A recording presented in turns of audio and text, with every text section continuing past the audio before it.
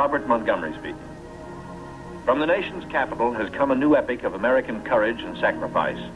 America's greatest adventure in polar exploration. This is a tale of men and of their willingness to endure hardship and risk life above and beyond the call of duty in the service of country and humanity. For brevity, the sequence of events has occasionally been rearranged. The President's cabinet approved the expedition. As Secretary of the Navy, James V. Forrestal explains the reasons for the enterprise. There is only one untouched reservoir of raw materials left in the world, and that's in the region known as Antarctica, an area larger than the combined area of the United States and Europe. The American government is sending a naval expedition to that region.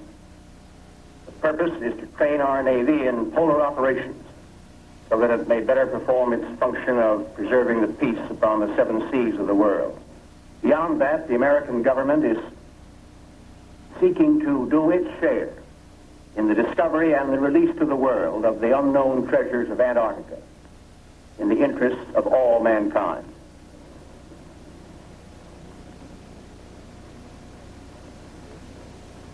Sums up to this, gentlemen. The Secretary has approved our plans, confirming you, Admiral Byrd, as the officer in charge of the expedition, and you, Admiral Cruzen, as the task force commander. And we get everything we need. That makes Operation Highjump the greatest polar expedition in history. Admiral, time is going to be our greatest handicap.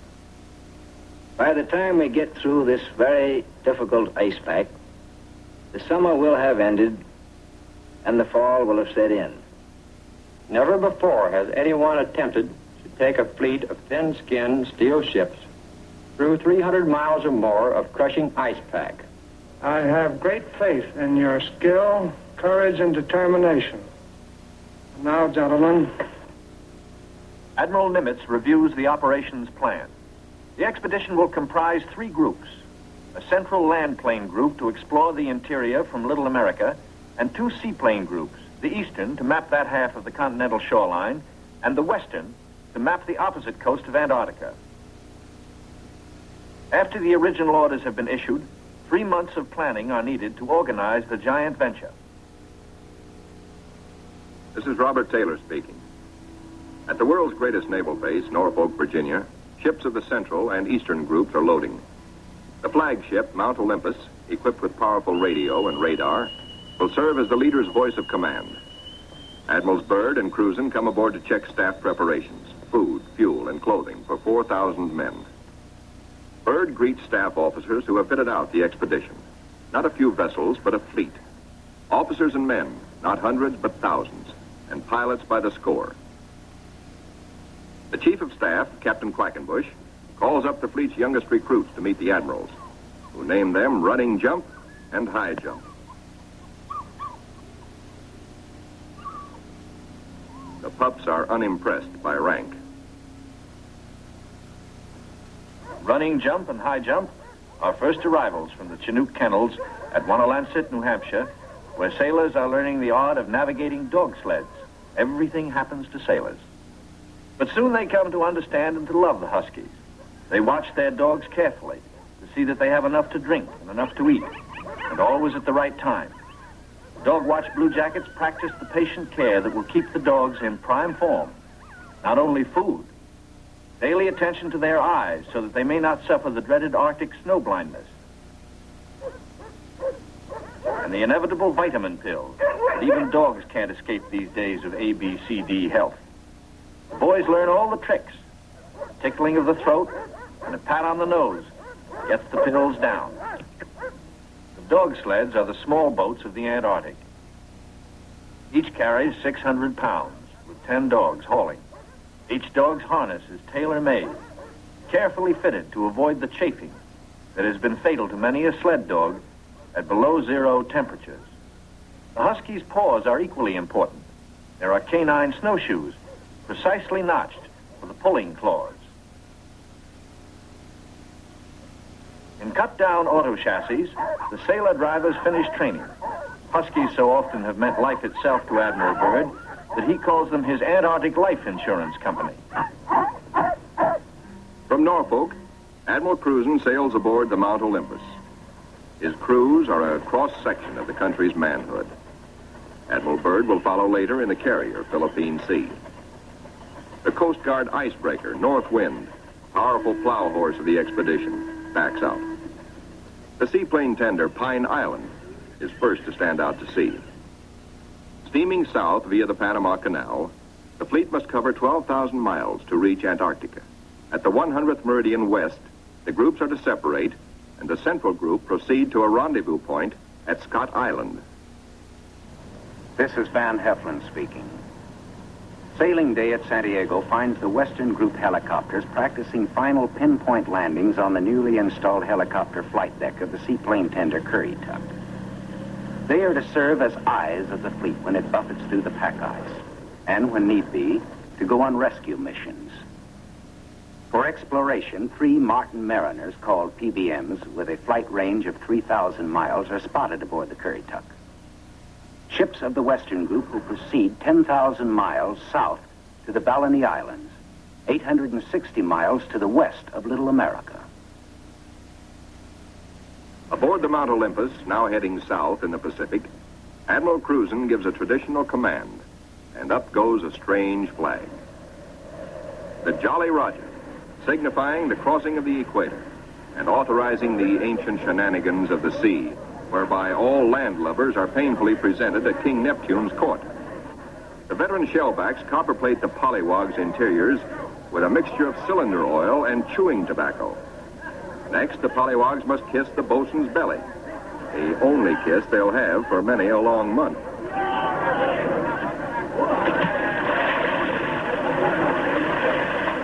They wind up with a dunking and a final whacking to warm them up, officers and men alike.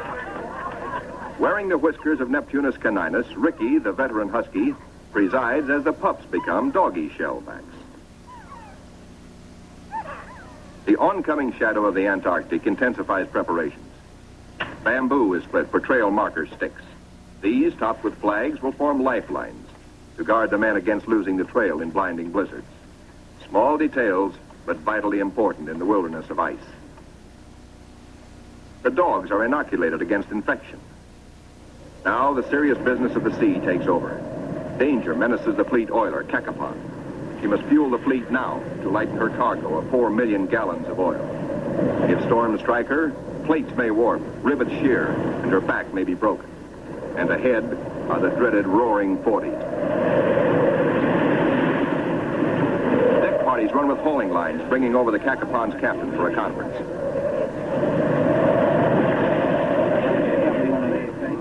The ships are still on course, forging ahead, but the Cacapon's salty skipper smells storm coming. Few ships travel this lonely ocean, so there are no weather reports. We've got to finish this job fast, he roars, or we'll be caught in a stiff blow. And blow she does.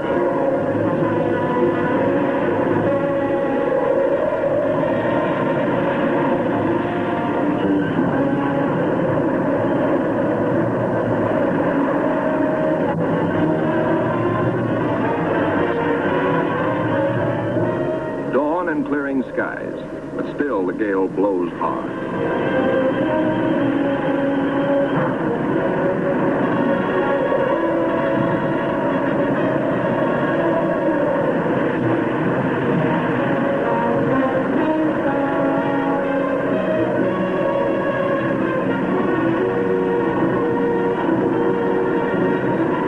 Aboard the seaplane tenders, rolling decks imperil the big seaplanes.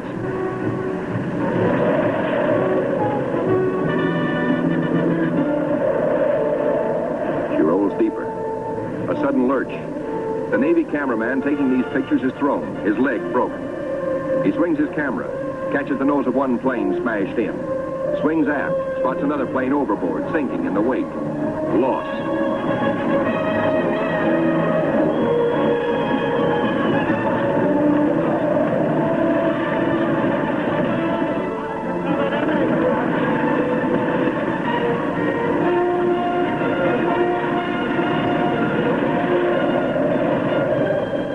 There's no loss of life, but below, in sick bay, the surgeons are busy with the injured.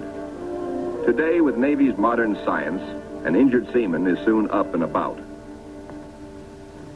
We go back now to Norfolk and sailing day for Admiral Byrd. 6 DC-3s, called R-4Ds by the Navy, make the longest taxi run in Navy Yard history, each with crewmen riding the tips of their 98-foot wings. Poles and buildings have been removed to clear their way to the 30,000-ton carrier, Philippine Sea.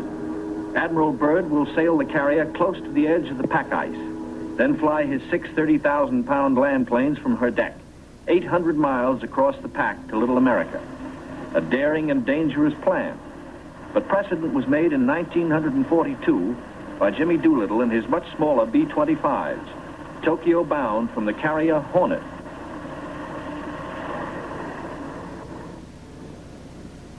As the Philippine Sea sails on her 10,000-mile voyage, the advance group under Cruzen has voyaged far south. They sight their first icebergs just above the Antarctic Circle.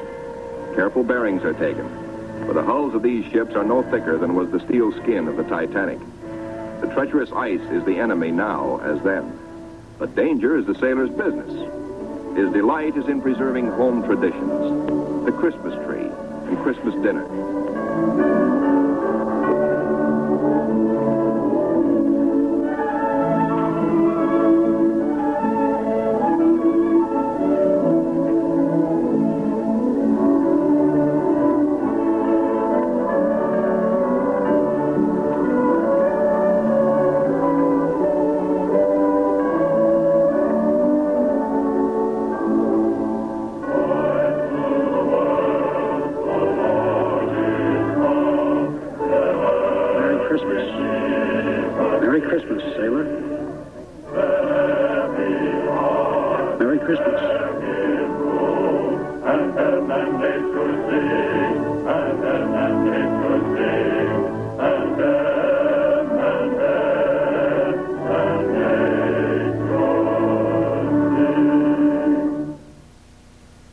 We'll be right back with TNT Overnight. 50 years of classic films all night long.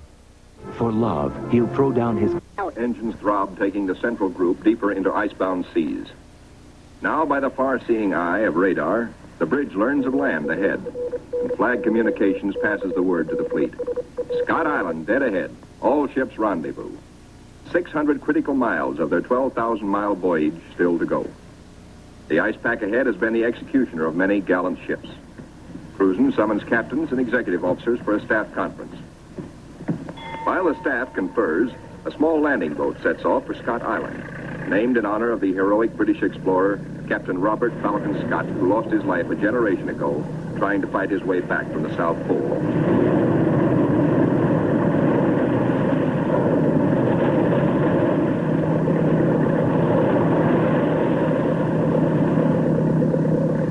In such surging seas, landing is impossible.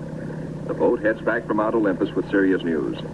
Cruzen must abandon his plan for a weather station here on this rugged submarine mountain. Time presses hard. With his operation officers, Cruzen transfers his flag from Mount Olympus to the Coast Guard icebreaker, North Wind, for she must take the lead, cut the channels. Admiral Cruzen's battle now begins.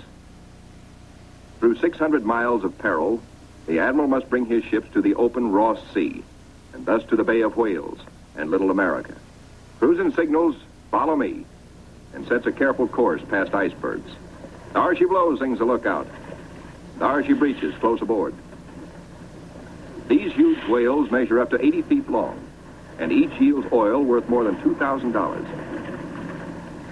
The radar watch informs the bridge they have picked up a big ship, a Norwegian whaler, with her killer craft in close company.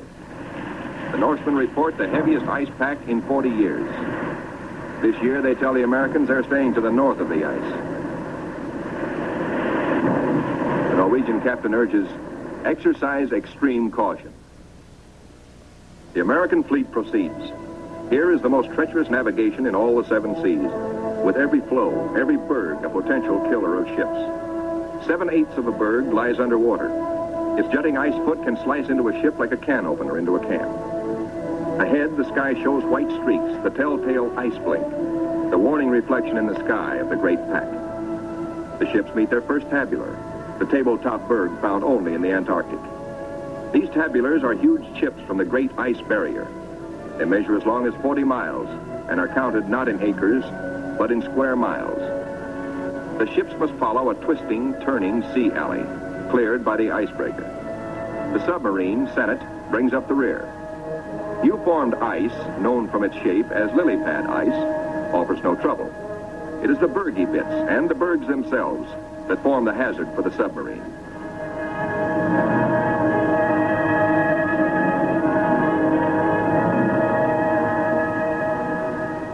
A little Adderley penguin comes aboard as pilot, rides the deck for 2 solid days.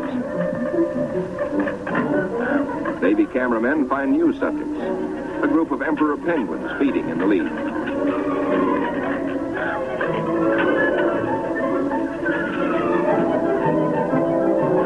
Lookouts spot a flock of snow petrels, those hardiest of birds.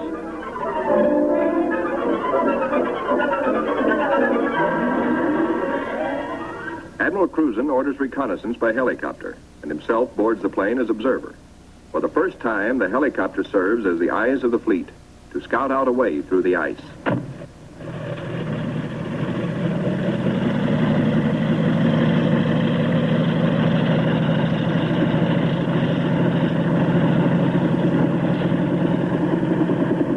Somewhere to the south, Cruzen hopes to locate better going, perhaps a lead heading toward Little America. Beyond the brash ice, at first he can spot only isolated lakes. At last he sees his lead. Reconnaissance by helicopter has paid off. And just in time, for the helicopter's gas is running low. The long practice hours of pinpoint landing have not been wasted. The Admiral is safely back aboard. Cruzen changes course to head the fleet toward his lead. No open roadstead here, no channel markers. The turn is difficult for the big ships. Now to the men of the fleet comes one of nature's weirdest pictures, the Antarctic twilight. Eerie greens and pastel blues. Men who look grow silent, but long remember.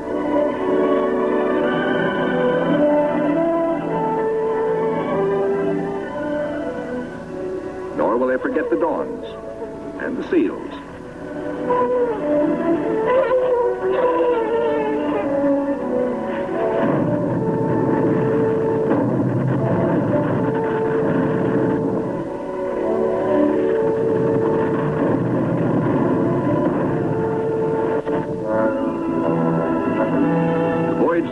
Was to have taken 3 or 4 days, but a week has passed, and the task force has made only 100 of the 600 miles across the pack.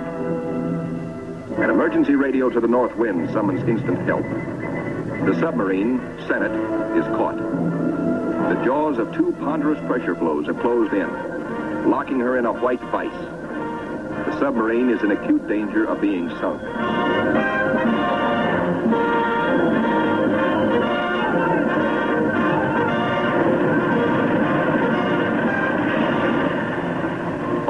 Realize now that the Senate may never get through. Cruzen signals, resume course.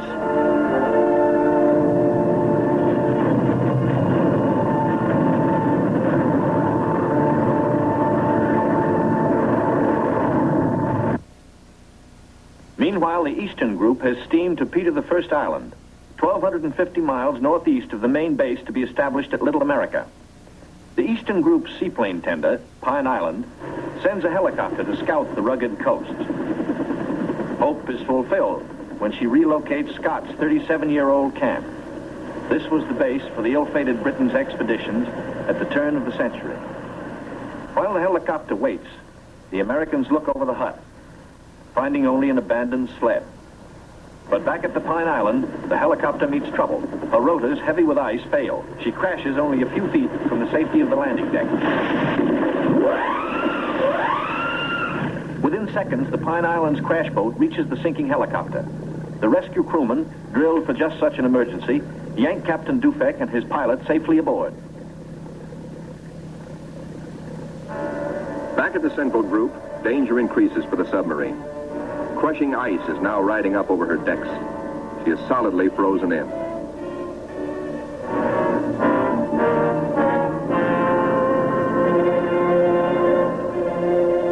The Bennett's situation is desperate. Clearly, she cannot undergo further risks. There are 85 men aboard. The ice locking her in is a solid pressure field spotted with birds. She must be taken back. The North Wind cannot get the fleet through if constantly halted to rescue the submarine.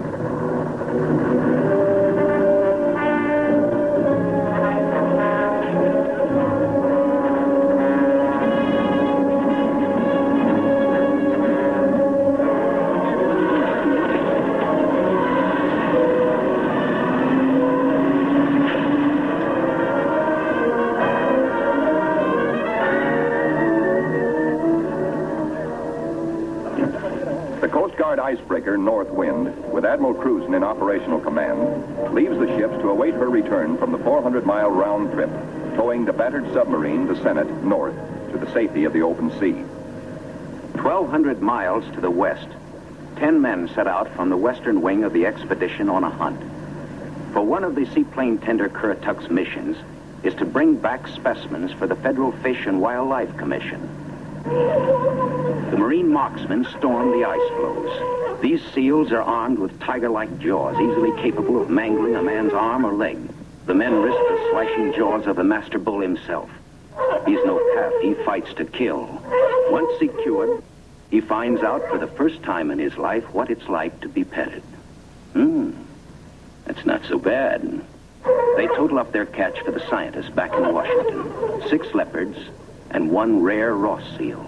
The first Antarctic seal ever to fly through the air with the greatest of ease in a cargo net. 3 days later, disaster presses close to the ships of the Central Group, helpless without the icebreaker. Their 2,000 men are marooned in a frozen sea. Below the waterlines, damage control crews labor in icy water to shore up the inward bulging plates. The lives of all hands are at stake.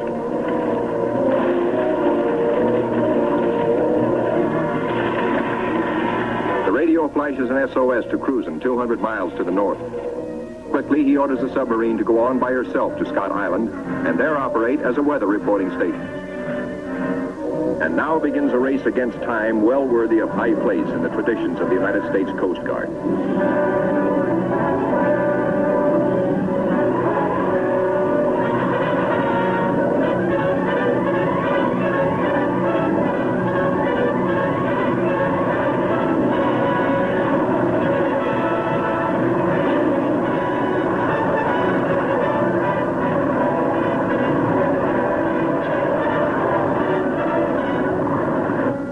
Receives black news from the flagship, Mount Olympus. Already 5 frames forward stove in, more weakening. Only the North Wind can bring salvation to the 2,000 men of the stricken fleet. Dr. Seipel, Army ice veteran, volunteers to test the floes. If the ships must be abandoned, will the ice support the survivors? Cruzen awaits Dr. Seipel's verdict. Seipel reports the ice cannot be trusted.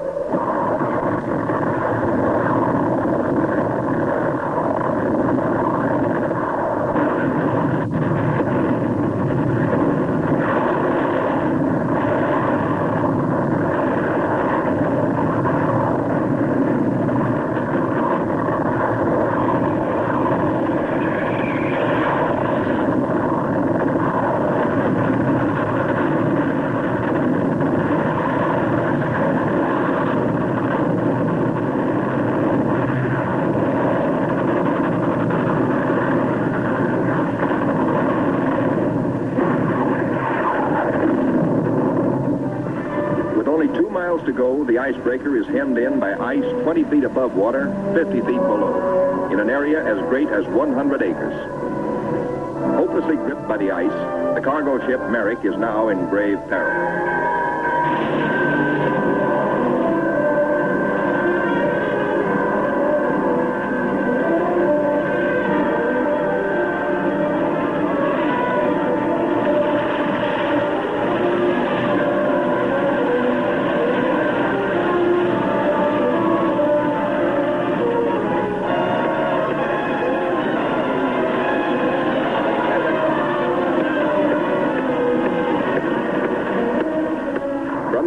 The fleet is now in sight over the pressure ridges.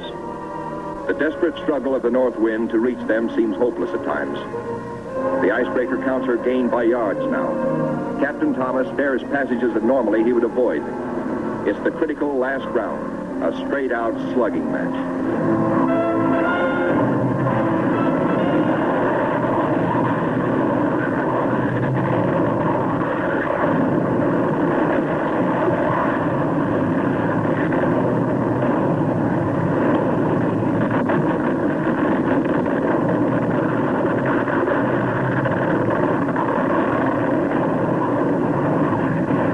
The north wind reaches the nearest ship, the Yancey.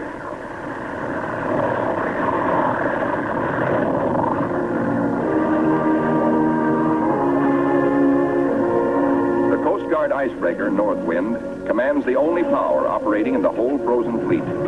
The Yancey and her 500 men are saved. Next, the Merrick, heavy in the water with a hole in her bow below the waterline.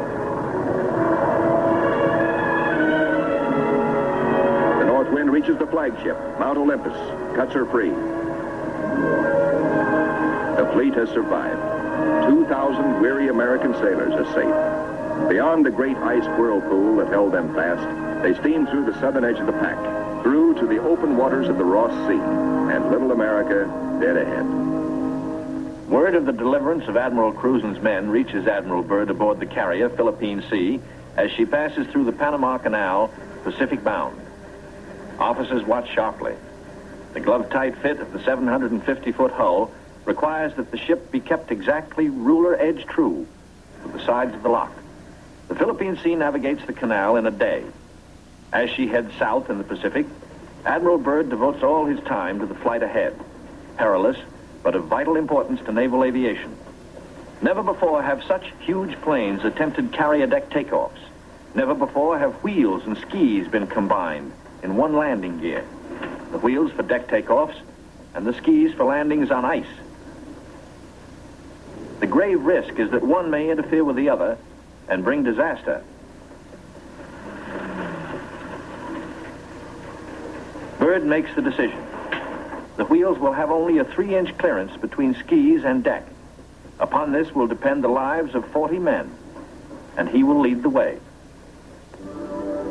Triumph at last for Admiral Cruzen. The entrance to the Bay of Whales, the famous 400-mile Ross Barrier. The Admiral can now relax. He, an American admiral, has brought a modern fleet for the first time into the innermost waters touching the great unknown continent of Antarctica. This is an historic moment. At long last, Admiral Byrd has realized his dream of many years of reaching little America with men and ships of the United States Navy. Reception committee. Hey, gang, hurry up. Look at the big penguins in our bay. Big penguins, bigger than emperors. Big black mountains that move. They walk like us, but not quite the right way.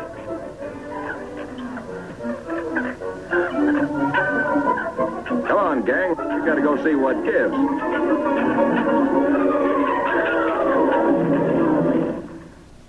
The big penguins and their big black mountains, the ships, are on 24-hour duty, with the first job to secure all mooring lines. Big timbers sunk deep in the ice serve as anchors.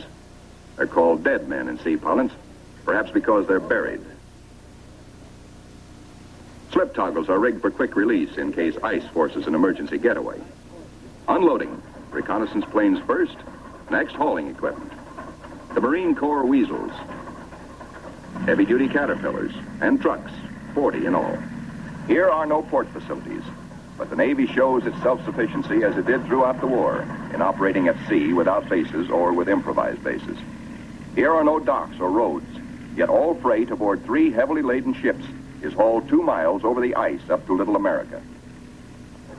Dogs next, a barking, tugging boatload of huskies.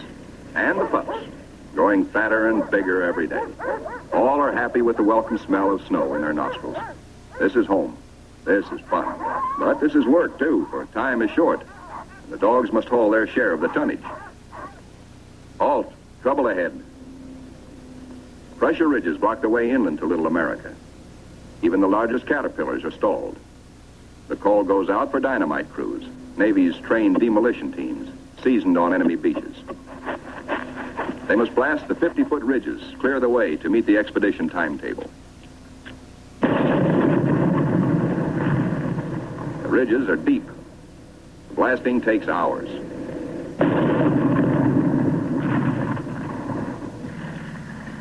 Seabees and their bulldozers follow, smooth out the road for the big cats. In 2 hours, they bridge crevasses 100 feet deep. And so 10,000 tons of gear, brought down by the cargo ships, start moving up to Little America. Work goes steadily forward. Seabees, with all hands helping, use every one of the 24 hours of daylight in the South Pole summer. Caterpillars with snowshoe oversized treads accomplish in hours the work that in old days hundreds of dogs could do only in weeks. Airstrips, smoothed out with drags, take high priority. Byrd has flashed word from the Philippine Sea, now standing by off the pack ice, that he's ready to fly his R-4Ds in. It's up to the work parties to make up the time lost in the pack ice. Up to these men to work while gusty winds drive flesh-cutting gravel-like snow across the open, or to dig deep for storehouse foundations. Food dumps grow steadily. Here is the favorite hangout of the veteran Husky, Ricky. Born at Little America 12 years before, and still hungry. Each hour brings other buildings to completion. Knockdown Wanigans grow magically, and the Air Headquarters Quonset is ready. Snow blocks are dug out for windbreaker walls. These blocks are the adobe of Little America. Good idea, squawks the sidewalk superintendent of the base. Good idea. These big penguins do right well to bear in mind that when she blows down here, she's liable to blow your eyelashes off. The little Adderley shows no fear. What? Smoke? Silly idea. We'll be right back with TNT Overnight, 50 years of classic film. The ships are all but emptied. The Caterpillars and Go Devils live up to their wartime good name. Within 70 hours, the Seabees are hauling in the last 500 tons of essentials. Only a few more cases to be broken out. The local waterworks is the pride of the Seabees. 3 GI cans of snow produce 1 can of water, purest in the world.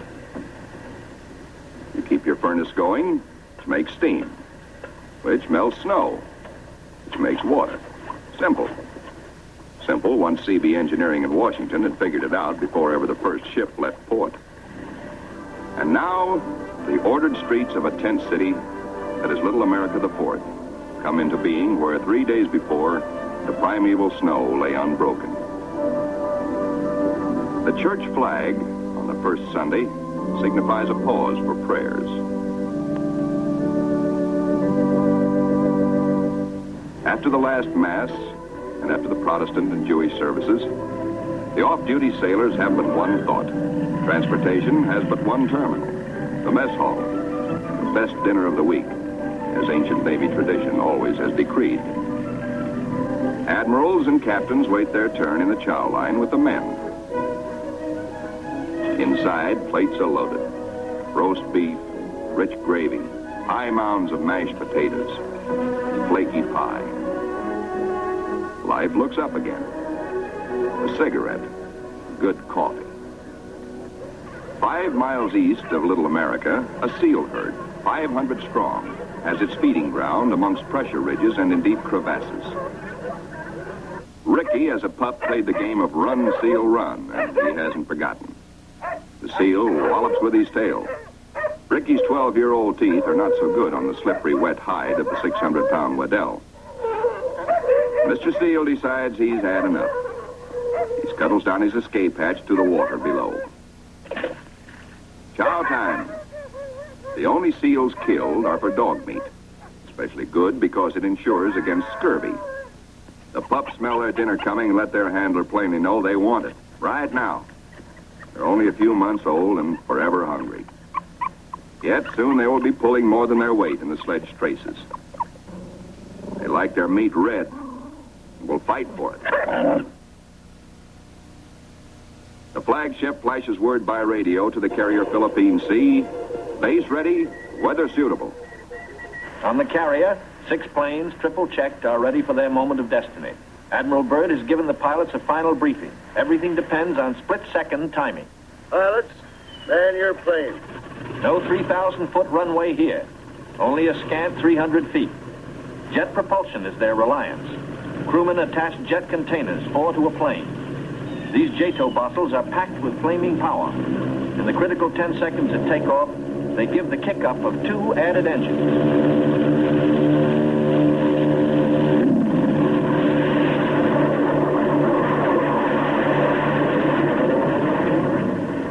Byrd is airborne in exactly 100 feet.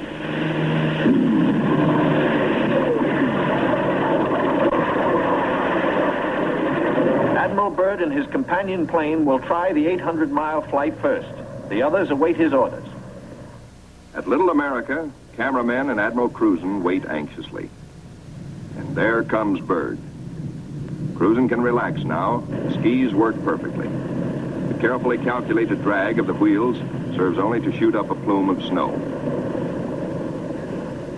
Byrd greets his son, Dickie Jr. first, here following Dad's footsteps.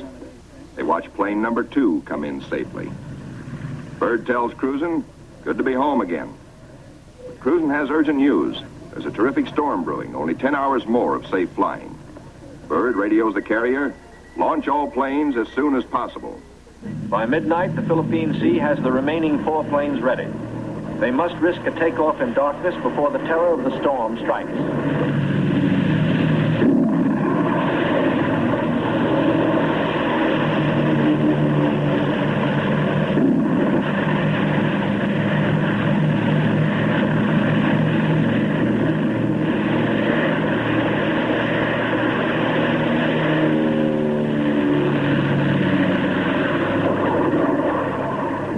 Daylight finds the planes over the pack ice. With frozen death below and weather closing in, navigation becomes tricky. This close to the pole, the magnetic compass is no help.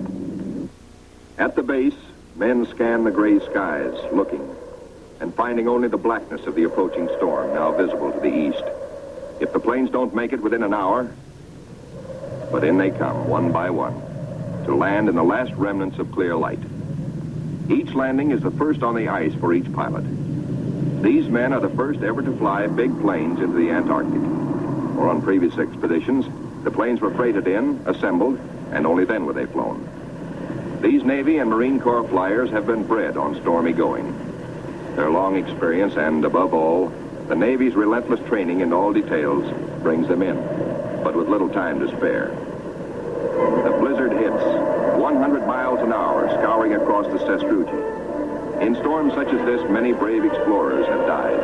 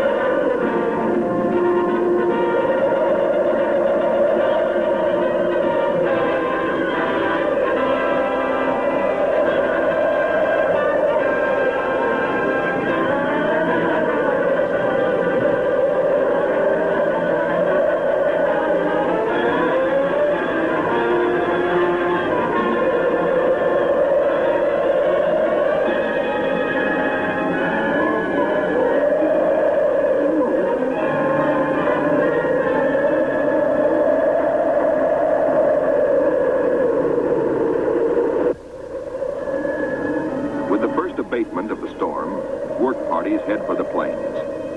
The blizzard is 40 hours old. The wind has become bearable. The expedition flight schedules are days behind. They must get the heaters going, clean out the frost.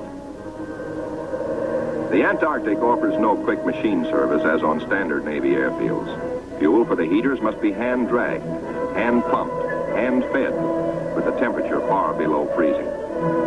The chow wagon, the never-failing CB tractor, gives the work parties a lift back to the mess tent for hot coffee, food, and warmth.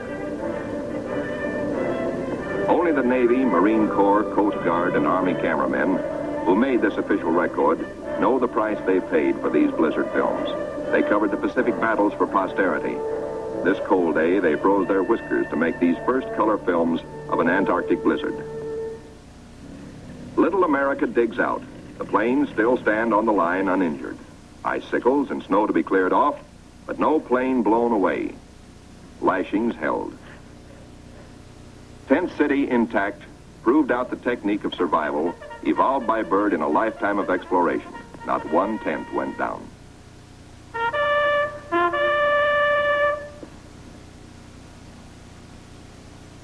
No matter how great the pressure of work, the flag must be raised with a ceremony which is its due.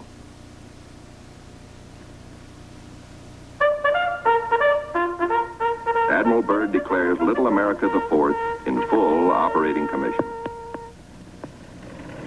The Admiral and the party ride weasels 12 miles south to visit his earliest camp, marked by the radio towers.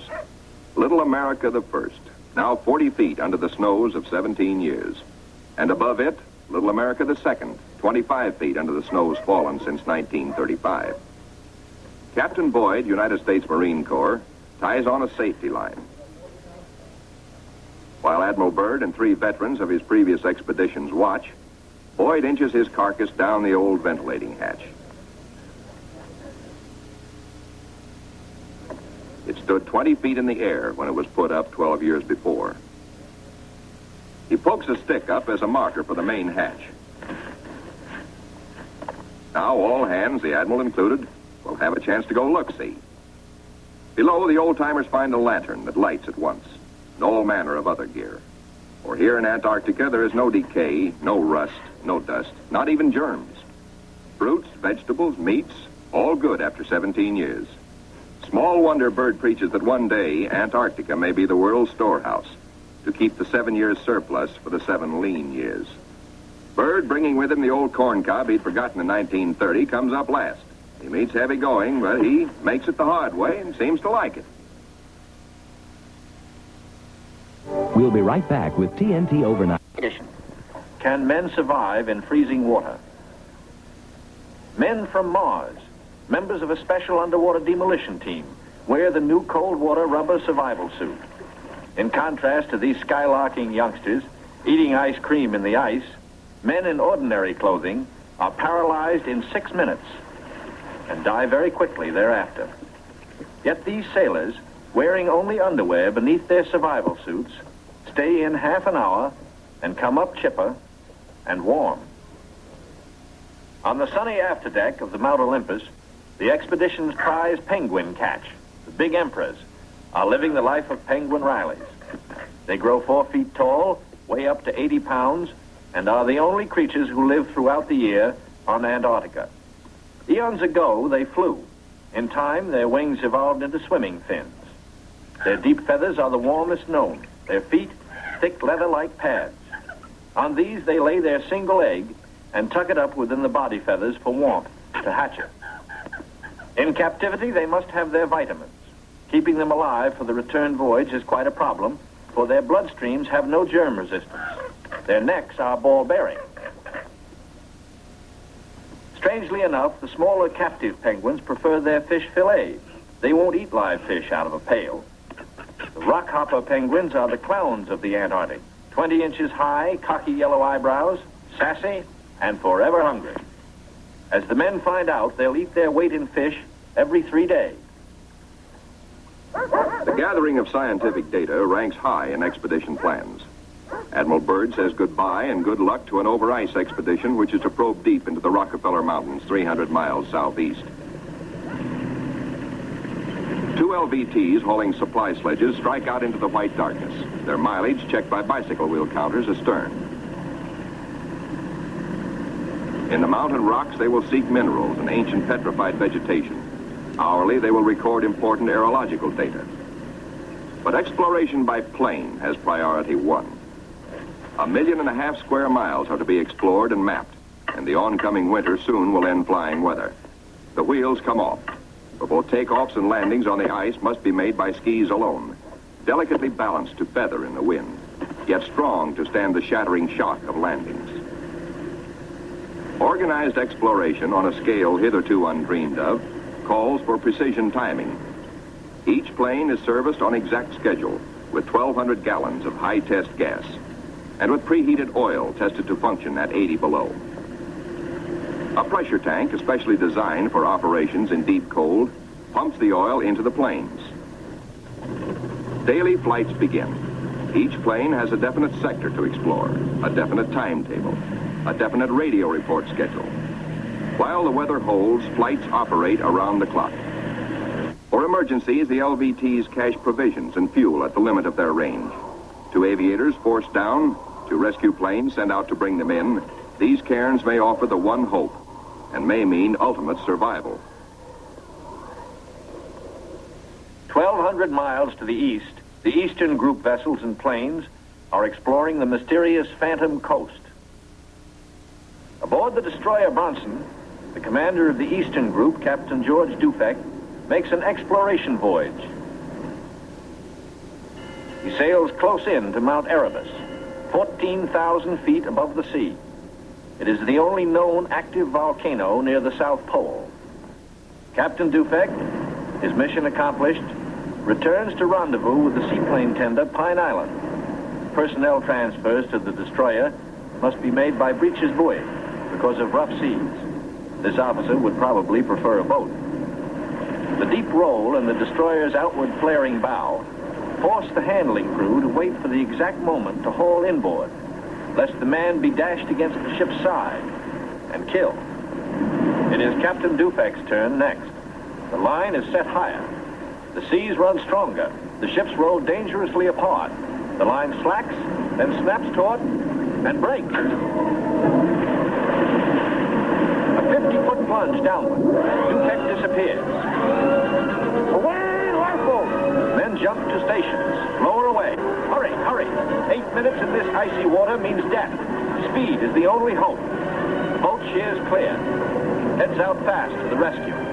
Captain Dufek reappears. He has managed to inflate his life jacket.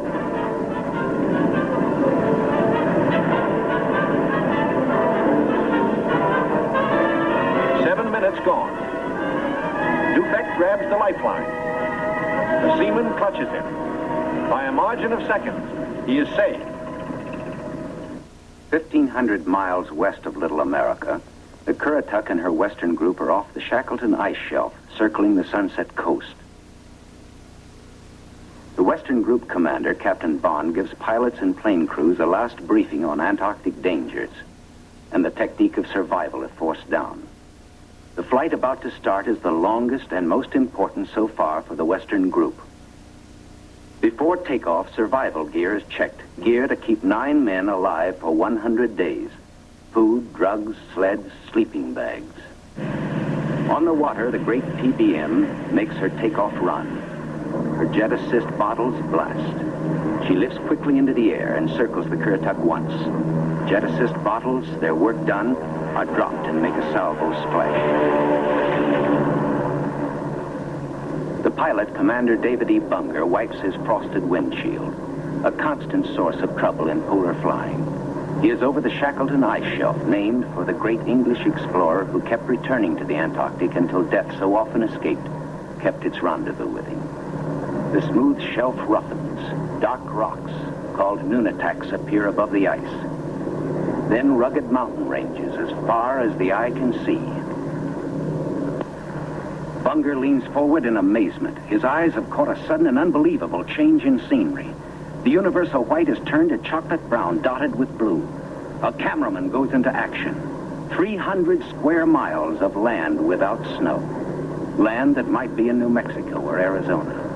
Pictures alone will prove Bunger has discovered a warm oasis in the shadow of the pole. It is for such supreme moments as this that men brave the hardships of exploration.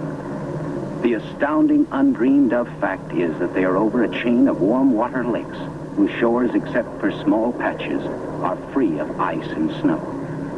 Commander Bunger circles the largest lake in sight, 5 miles long. He comes in to make a landing. Water temperatures must be recorded. Samples taken. He finds the water fresh. The temperature 38 degrees Fahrenheit. On the shores are vast deposits of coal and of minerals of the utmost importance to civilization. Aside from their headline discovery, Bunger and his men have another good reason for hustling home to the Currituck. A long-awaited ceremony is in progress. The whole fleet awaits news of the all-Western Beard Derby. The Currituck skipper, Captain Clark, is judge. His salute of the day is right corner mustache, twist. The captain awards prizes to the winners, enlisted men and officers alike, the champions in the first Antarctic Beard Derby. To the most handsome. For the bushiest. To the officer who tried the hardest. To the neatest. To the most unique. To the red all-Currituckian. And to the one with the most sex appeal. At Little America, a warning sounds. The fleet is in sudden danger. It is being frozen in. It may be locked within the Bay of Whales. Here is the treacherous foe. If caught, the ships will be wedged against the barrier, crushed. Here will be the graveyard of the fleet.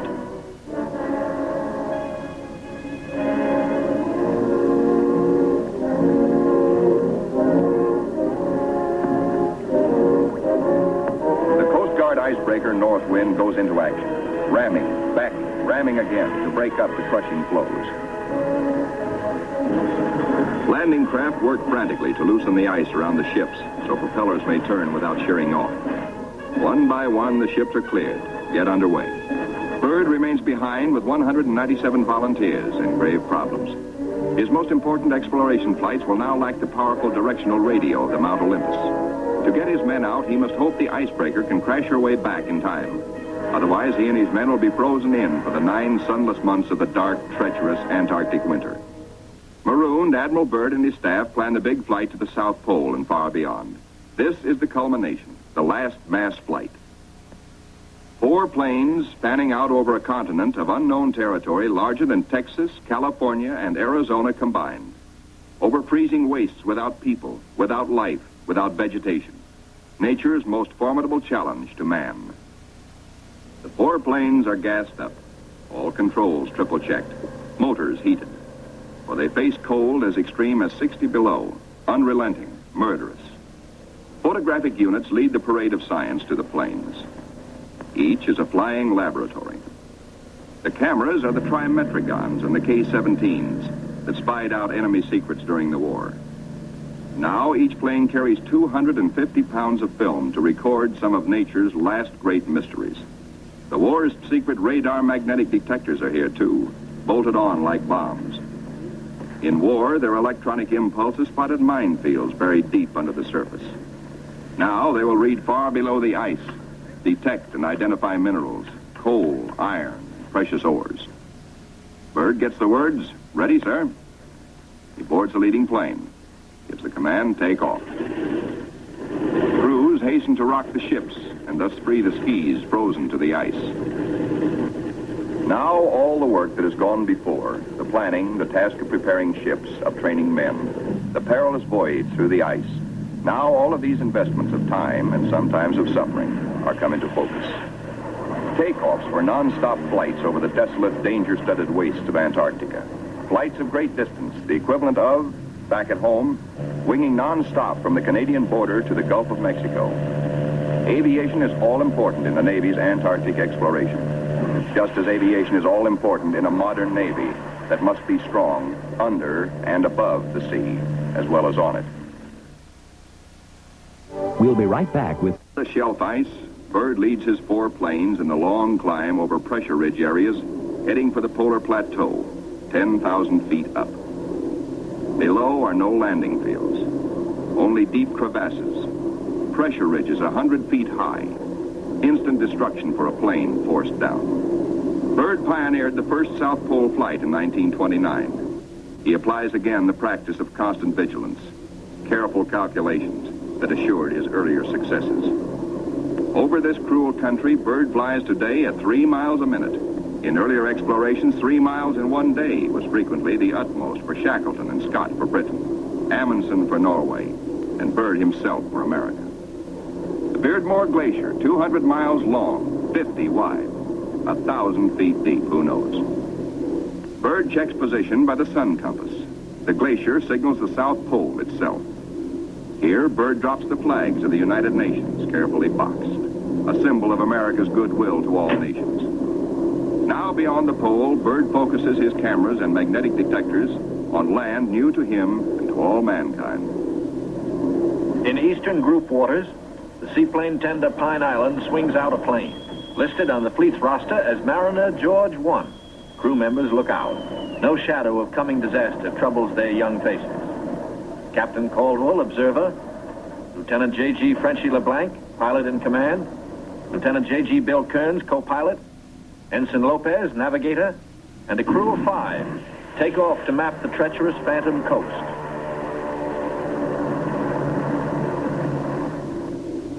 Byrd's planes, deep into the unknown, are the eyes of civilization, recording, evaluating, mapping. Plateaus, mountain ranges with peaks 20,000 feet above sea level. The trimetric-on lenses, clicking overlapping exposures every 3 seconds, photograph from horizon to horizon. Coal, a mountain of coal. Byrd later declares Antarctic mines, if once tapped, could supply the world's coal needs for centuries. These official motion pictures can give only a cross-section of the miles of photographic records accumulated on this expedition by the Navy. The exposed mapping film will take 5 years to assemble. Amplifying these are the radar magnetic detectors, accurately recording mineral discoveries of immense value for the future use of all mankind. England, Norway, South Africa, Australia, New Zealand, South American countries, and Soviet Russia are claiming Antarctic territory. The United States recognizes no claim, and so far has made no formal claims for itself. But international policies cannot concern the Admiral now. His duty is to keep his flying laboratories functioning, to fulfill his dream of a lifetime. The word "gas half gone, sir," comes from the engineer tabulating fuel tank readings. Byrd radios his pilots, return to base. By the third leg of their triangular course, the planes head back for Little America. Byrd's plane takes the widest swing fuel permits as the lenses of the Trimets continue recording new territory. This is the last big flight. Byrd is determined to record the maximum possible. One by one, the planes swing in over Tent City. Flight operations checks them in and safely down. Plane 2, plane 3, plane 4. But not plane 1. Byrd's plane is yet to be accounted for. Byrd is missing. Out over the ice, Byrd is in trouble. His starboard engine is cutting out, now stops. His one remaining engine is losing power. The altimeter needle starts dropping down. The plane is losing altitude. All 4D1 to base. All 4D1 to base. Position Q5. Engine out. Losing altitude.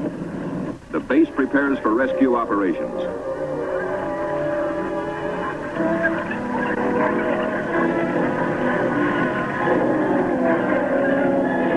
Handicapped by the partial power of one engine, the plane is in jeopardy. Down she drops. The needle drops from 3,000 feet downward, threatening peaks around her. A further drop might mean a crash. Only one hope: reduce the load, lighten her at once. Maybe that way, maybe if enough weight goes, maybe she will hold. Already the mountains are above. She is deep in the valley, deep in the shadow of disaster. The needle drops downward from 1,700 feet. Jettison all gear.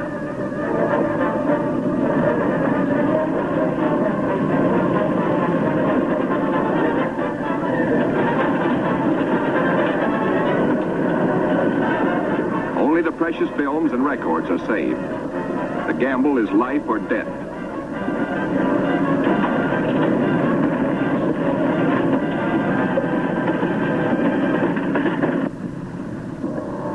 The altimeter levels off at around 900 feet.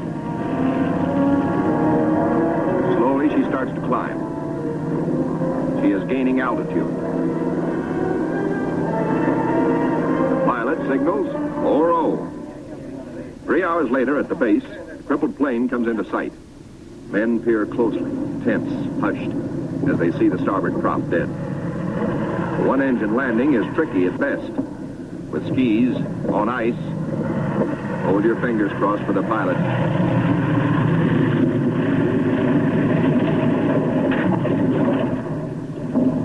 Safe, safe, good going. The greatest exploration flight of all history has ended in success. The flight beyond the South Pole. The flight beyond imagination. But over the Pine Island with the Eastern Group is the shadow of tragedy. Captain Dufek flashes the word by radio. To Eastern Task Group. From Task Group Commander, Mariner George 1 overdue. This group commenced standard search and rescue operations immediately. Grim men with grave news from Captain Dufek. No time now for jubilation over his own escape. No mood for rejoicing. Byrd knows better than any man the tragic import of the message. In the freezing danger of the Antarctic, seconds are hours. Minutes are days. Every resource of the expedition must be mobilized instantly. All planes must take the air. All men stand alert for emergency duty.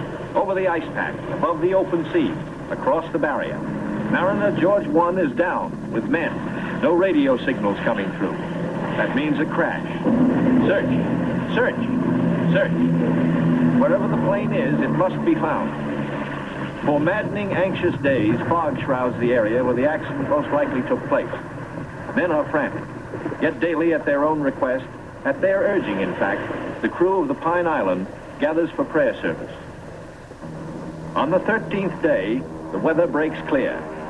Captain Dufek sends another PBM into the area heretofore shrouded in fog. At last, in clear visibility, the pilots and men scan water and pack ice along the Phantom Coast. Wherever they are, the 9 men of the George 1 have been lost almost 2 weeks. Hope is thin. 5 hours out, Commander Howell, the pilot, spots smoke. A signal fire. Some are alive down there. How badly hurt? How many live? George 1 smashed. The wreckage scattered, some of it burned. And a message on the wing. Lopez, Henderson, Williams, dead. No seaplane can land on the ice. Can the survivors reach open water? Howell must drop a message. We'll land Barrier's Edge 10 miles north. We'll drop flags to mark trail. If you can walk it, form circle. If not, form line. Howell knows the gravity of the decision Captain Caldwell must reach. But if the men can walk, a day may be saved. A precious day for the injured. Howell flashes the news. Captain Dufek gets the word and gives it to the Pine Island by loudspeaker. Attention all hands. This is the Task Group Commander speaking. Mariner George 1 has been sighted. Rescue operations are in progress.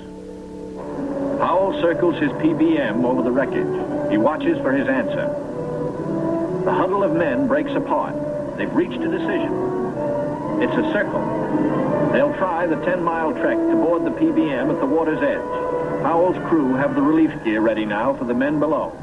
Cargo chutes float the heavy packages down. First aid boxes, rations, skis, blankets.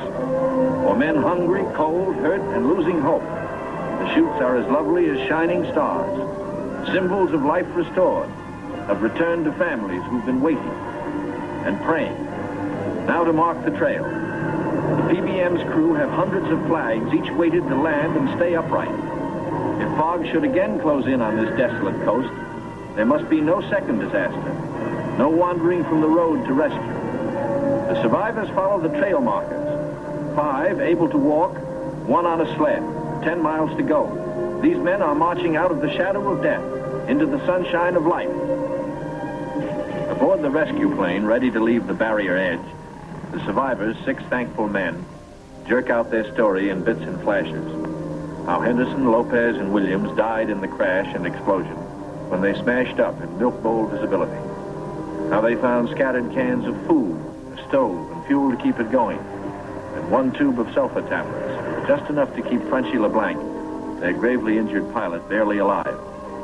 Proudly, they tell how Captain Caldwell consulted them all in dividing their little food, how he kept watch, inspired their faith, and how they prayed as men always do when there is no other hope but prayer.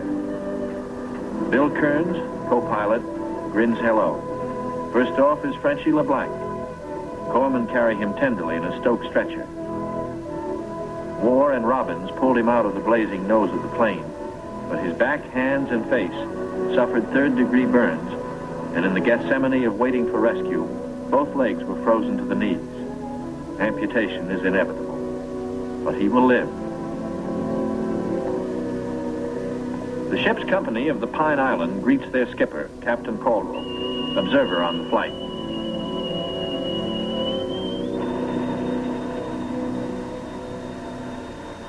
He says no ship ever looked so good to him as his own command, as again he sets foot on her decks.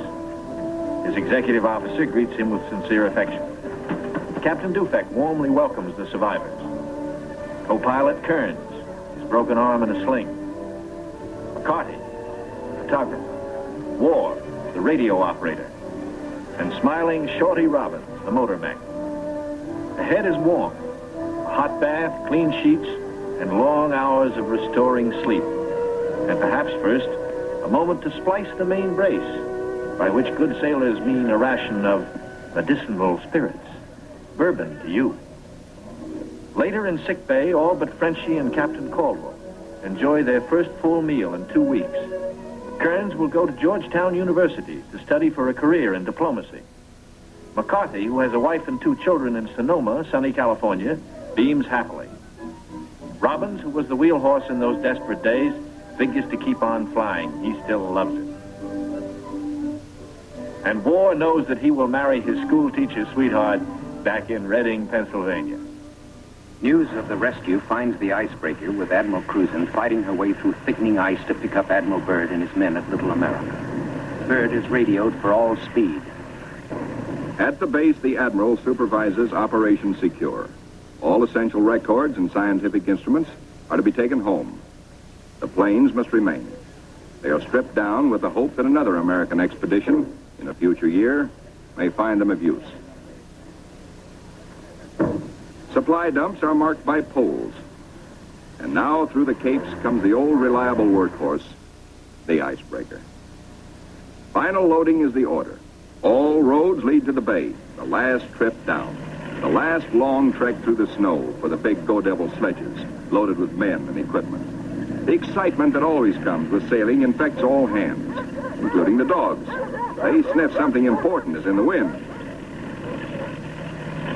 With normal quarters for 75, the icebreaker must jam aboard the additional 197 men of the base party until, after the voyage north, she can transfer personnel to the big ships awaiting her at Scott Island. Byrd is among the last aboard. He can now report to Admiral Nimitz, Operation Highjump completed. Our men have achieved accomplishments unparalleled in the history of discovery. Our central group has flown far beyond the South Pole, mapped 1/3 million square miles never before seen by man. Our eastern group mapped 3,000 miles of phantom coast and charted 40,000 square miles of coastal ocean areas hitherto unknown. Our western group, flying hundreds of air hours, mapped the 4,000-mile Sunset Coast, made the amazing discovery of warm land in Antarctica. In all, the expedition explored more than 1.5 million square miles. Our scientists, by use of the radar magnetic detector, have pinpointed fabulous treasures and resources of great significance for all mankind. The men who did the job, Navy, Army, Air Corps, Marine Corps, Coast Guard, and scientists, are going home. Tired men, they're going home to their mothers, sweethearts, wives, children. Home, strong in the knowledge that they have met the Antarctic battalions and conquered it. Well done.